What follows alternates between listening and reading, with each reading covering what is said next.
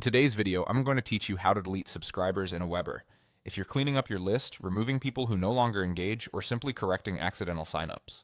This quick process will help you keep your email marketing organized and accurate.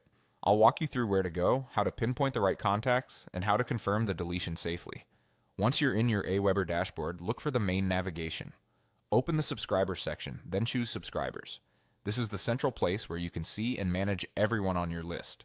Give the page a moment to load so you can clearly view your current subscribers. Next, it's time to zero in on exactly who you want to remove. Use the search and filter options to narrow down the list. You can search by details like an email address or name, and you can apply filters to surface specific groups, such as people with certain tags or statuses. Take your time here. The better your filter, the more confident you'll be that you're only selecting the contacts you truly intend to delete. If you're managing a large list, consider filtering by engagement or recent activity so you're not sifting through everyone manually. With your filtered results on screen, select the subscribers you want to remove by checking the box next to each name. You can pick one person or multiple people at once. Double-check your selections before you proceed, especially if you've applied a broad filter.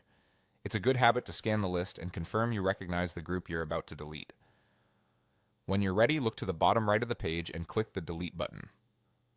AWeber will prompt you with a confirmation to make sure you truly want to remove these subscribers. This extra step helps prevent mistakes, which is important because deletion removes them from your list and they will no longer receive your broadcasts or automations. If that's what you want, click Delete again to confirm. That's it. The selected subscribers are now removed. Keep in mind, list hygiene is an ongoing practice. Periodically reviewing and pruning your list can improve deliverability, reduce costs, and ensure your metrics reflect the people who genuinely want to hear from you.